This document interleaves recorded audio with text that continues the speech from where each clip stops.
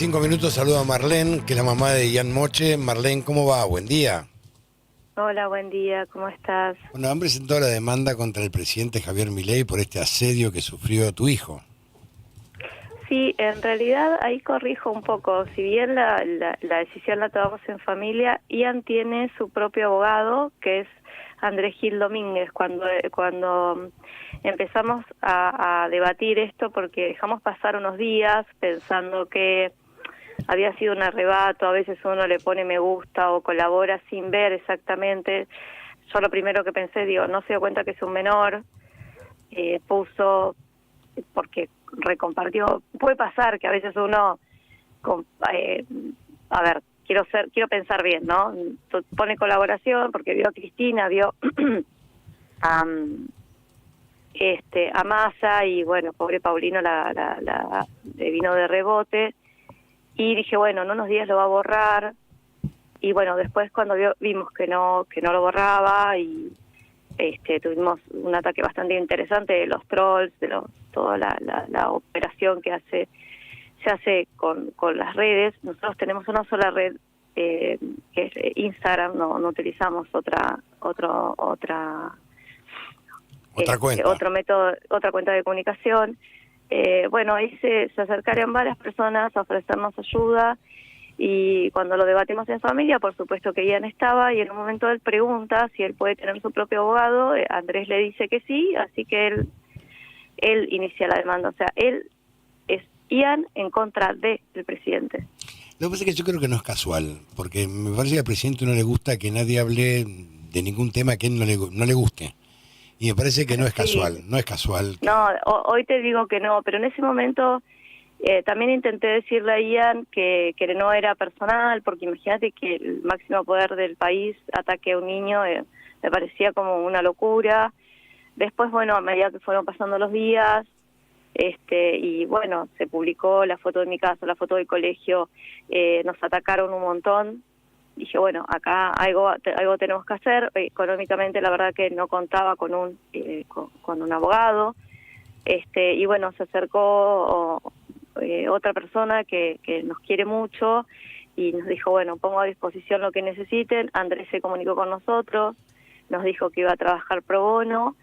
Y bueno, y también Ian leyó la Constitución, porque lo primero que hizo Andrés fue decirle que el pedido que iba a hacer Ian, esto viene hace muchos días elaborándose, hace 2 semanas.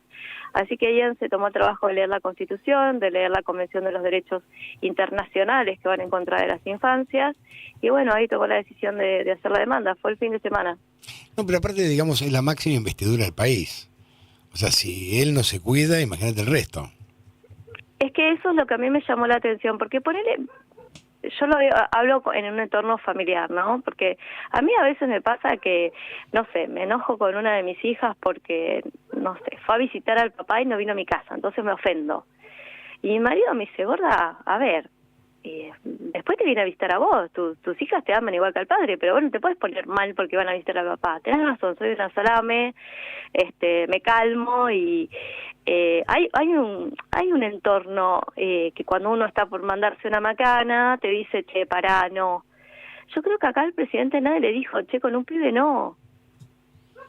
Y Claro, eso también es grave. eso es gravísimo, no grave.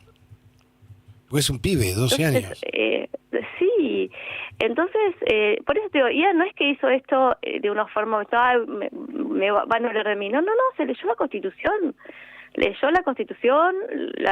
los derechos, la Convención de los Derechos Internacionales de los Niños, y ahí tomó la decisión. O sea, yo quiero que se entienda que Ian no es un niño que hace las cosas porque nosotros lo decimos. Él se tomó todo su tiempo y no quiso que fuéramos nosotros, quiso ser él el que iniciara la demanda.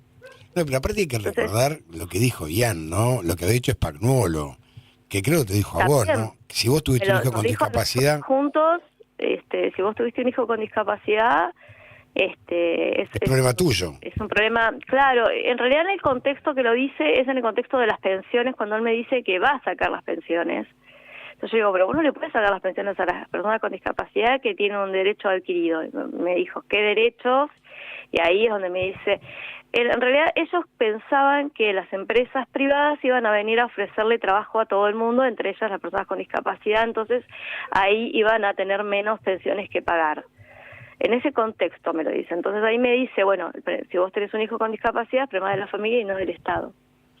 Claro, lo que pasa es que Ian tiene 12 años, o sea, no puede trabajar. Sí, no.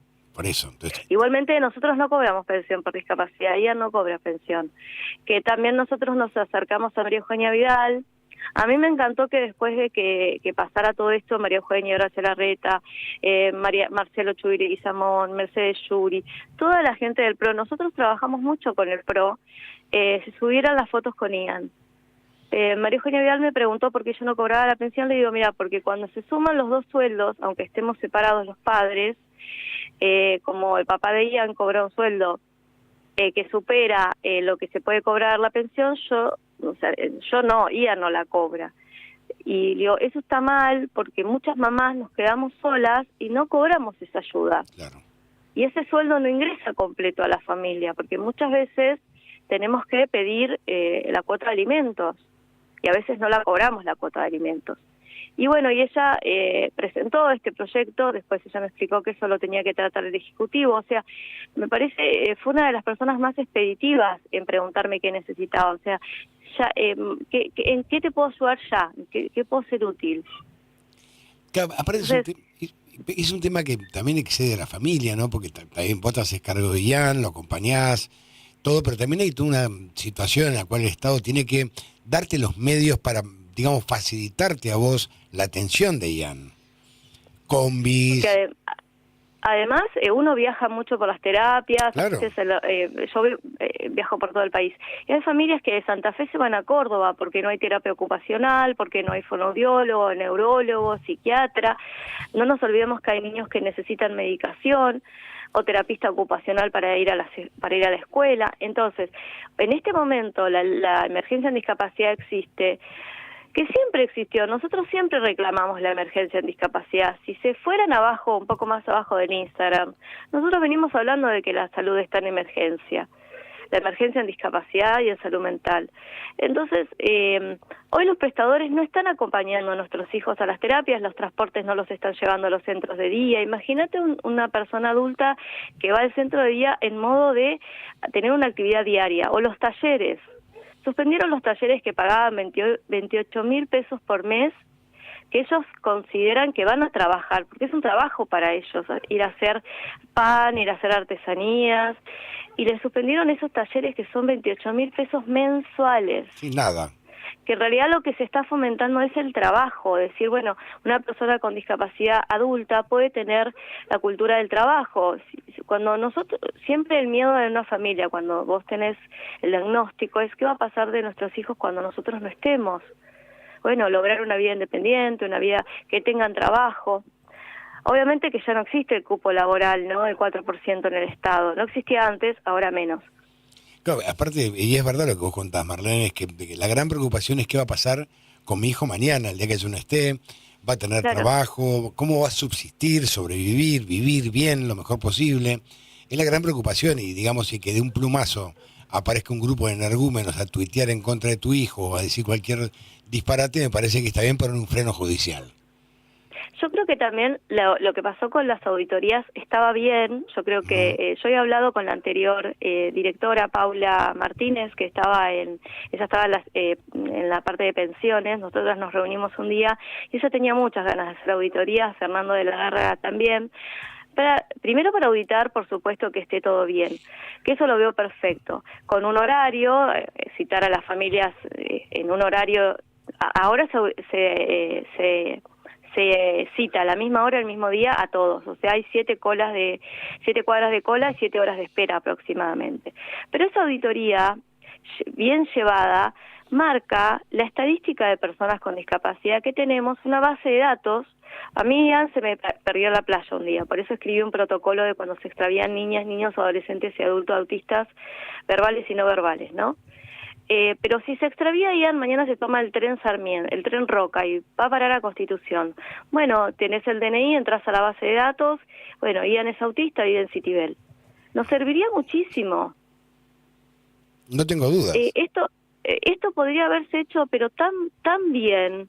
Nosotros no estamos en contra de las auditorías, estamos en contra de la forma en que se hizo la auditoría y no aprovechar a tener una estadística de cuántas personas con CUD hay, cuántas personas autistas hay. Hoy tenemos una prevalencia de 1 de cada 31, es altísimo, sobre todo para las primeras infancias, ¿no? Las docentes trabajar en un aula con tantos niños neurodivergentes es muy difícil y el diagnóstico temprano ayuda a mejorar la calidad de vida de un adulto en el futuro.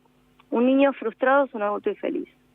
Pero de eso no tengo duda. Lo que pasa es que son cualquiera que vive el problema que tenés vos, o el problema, digamos que vive lo que vivís vos, sabe cómo enfrentarlo, cómo encararlo y puede aportar muchísimo y el Estado tiene que estar abierto a escucharlos, porque es la mejor manera de superar un tema que es complicado como planteás vos, qué va a ser del futuro de mi hijo, cómo va a sobrevivir, qué trabajo va a tener, dónde va a estar, cómo va a ser su medio de vida de acá en adelante, va a poder formar una pareja, una familia.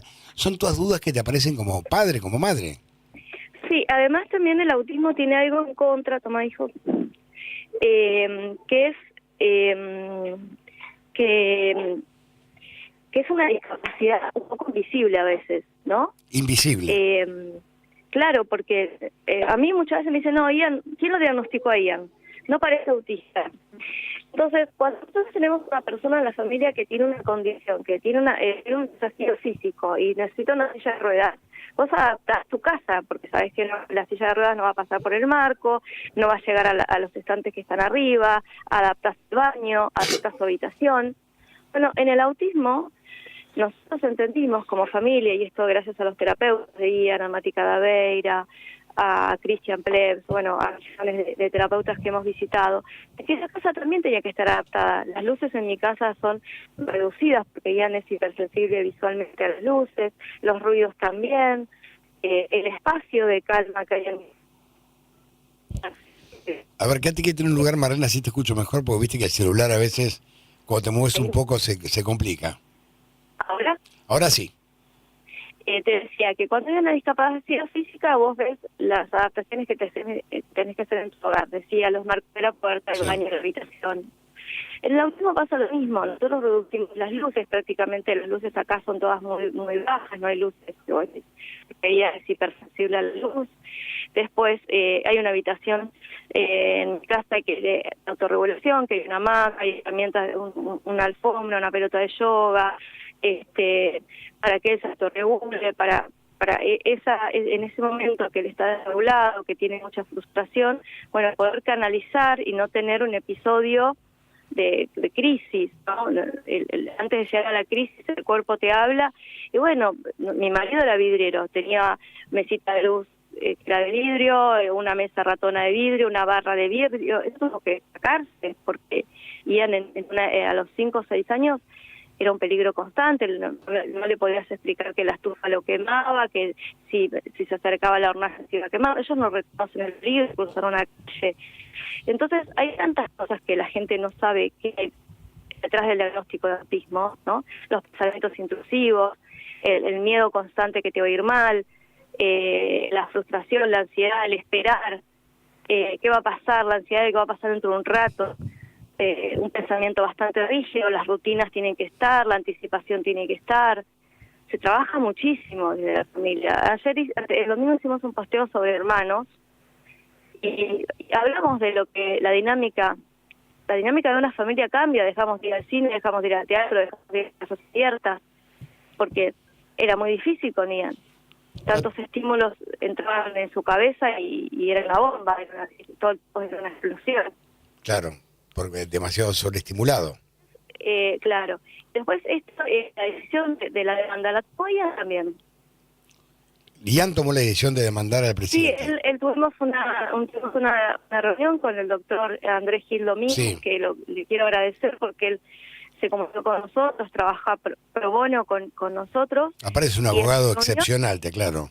Sí, sí, ahí algo conmovió porque él representó a la orangutana, Sandra, y bueno, y Ian tomó la decisión de ser él quien se leyó la Constitución antes de tomar la decisión. En esto ya hace más de 20 días que está analizándose. Y leyó la Constitución, se dio cuenta que los niños tienen derechos y está declarado en muchos países trabajaron para tener la Convención Internacional de los Derechos del Menor.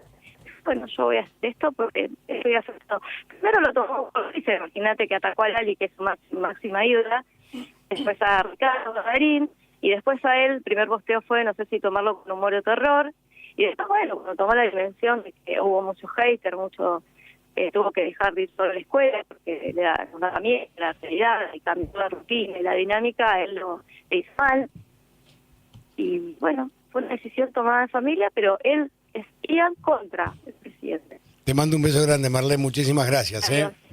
Marlene es mamá de Ian Moche, que ha decidido, Ian, demandar al presidente Javier Milei.